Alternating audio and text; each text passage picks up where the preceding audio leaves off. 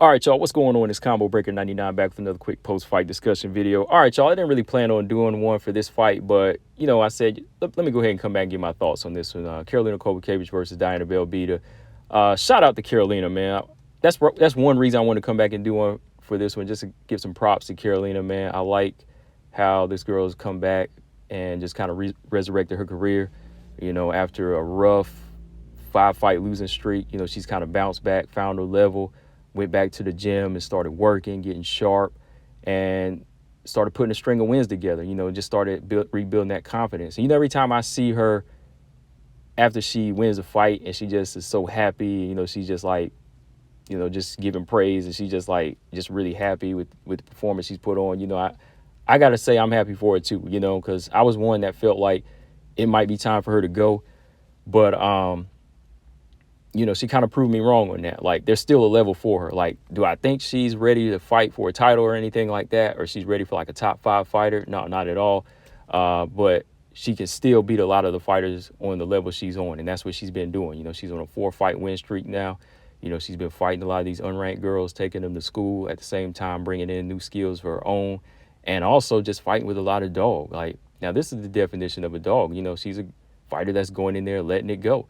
Like, Karolina's fighting on this unranked level, and she knows that she still has something these other girls don't have, this level of experience and this level of fighting in the trenches. Like, we could talk about, Diana Belbita don't offer much, but shoot, I mean, Karolina approached it like that. She approached it like, okay, I can go in there and beat this girl. Now, Diana Belbita did have some moments in this fight, but, Karolina, she pretty much took control, used what was working for her, and got the victory. So, for a fighter that is fighting on the level that she's on and, just happy fighting and still getting victories, and she's been able to kind of make adjustments with her style, I can respect that. A fighter like that can stay around as long as they want to me, as long as they know their level and they can fight a little bit more defensive minded. Of course, you're going to take punches. Like, Karolina took a few punches in this fight, but I like the approach with her striking this time around. She's more in and out.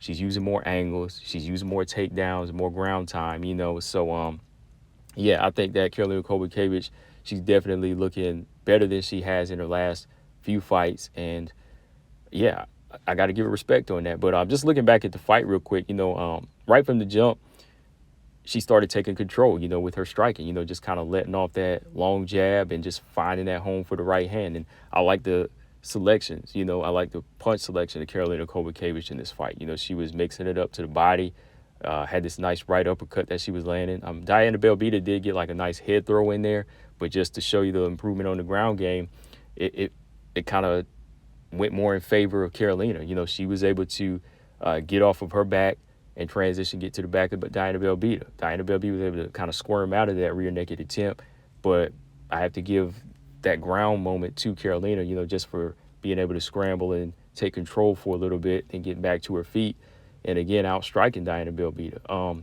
The second round, that's where I say Diana Belbita almost had made the right adjustment. She started using her long jab a little bit more, some nice push kicks, cracked Karolina with a good right hand, and Karolina took it well. She got hit with a big right hand, but she took it well, didn't even buckle. So then Karolina made that adjustment, came back with her offense, came back with more volume, just, tagging and landing straight shots up the middle, and Diana Belbita started swelling her eye up too. Like I said, that uppercut, she would go with this uppercut up the middle, then she would land a right hand to the body, then she would stick that jab right up the middle. So as soon as she started taking back over with that jab, she started winning the round again and just busting Diana Belbita up. Then the last round, pretty much a striking clinic for Karolina, just firing off the better shots, just pot shotting, letting them up off the middle, and Diana Belbita still not finding an answer for that right uppercut. Karolina just tagging her over and over with that right uppercut and going to her body in this fight. So, yeah, man, Karolina Kowalkiewicz just showed a nice strike selection in this fight. The offense, when she would turn it on, was effective, and she knew how to step out of range of Diana Belbita and take away that range and just, do a lot of damage in this fight, too. And like I said, Belbita would step in and get a takedown every now and then, even in the second round, but Karolina would take control. She's the one getting top control again and just reversing these positions and going back to her feet and just outworking and outlanding and doing more damage on Diana Belbita. So, yeah, shout out to Karolina Kowalkiewicz. Like I said, not really like this great performance or anything like that, but it's it's one of those satisfying moments for a fighter like Karolina, and that's why I just want to jump on and talk about as far as fighters like Karolina, that want to make a comeback.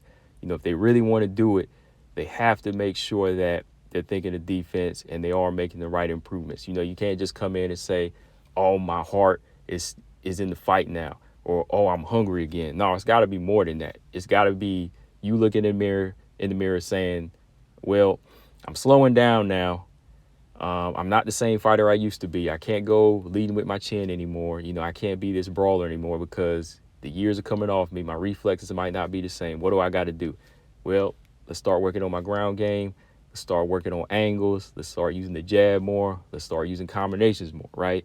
So I think Karolina's been doing a lot of that. I think she's been thinking a lot of that. Like, hey, if I want to fight, I got to change how I fight the older I get, because even on the unranked level, some of these girls, they can step in there and knock you out because eventually Karolina's going to meet one of these hungry fighters, whether it be Yasmin Lucindo, Denise Gomes, any of these girls. This young lady on the come up just won the Contender Series by a first-round finish. Her name escapes me right now. Yeah, she's one of those fighters too. Well, she's fighting Montserrat Ruiz. The young lady fight Montserrat Ruiz. Like, she could come across a fighter like that soon. Those girls aren't anything to play with. So when they see Karolina going on a 4-fight win streak against this level, they might try to test her against one of these fighters, Shauna Bannon, Bruno Brazil. You got to be ready for those fighters. But I think with Karolina's improvement, she might be. I think she might be ready for a step up against one of those fighters. Or if she talks to the matchmakers and she wants to give it a shot, she could go on and try for a top 10 or a top 15 opponent, just to go out, with a bang, see if she can really resurrect her career and get back to that top 10 or top 5. But we'll see, y'all. I know that's more so wishful thinking for her. Even I know that it's going to take a lot of work and it's going to take some big decisive victories over some really hungry fighters, some real promising fighters. But we'll see, y'all. Yasmin Haurigi, or is that too much? We'll see, y'all. Let me know in the comment section. I'm out. Subscribe. Peace.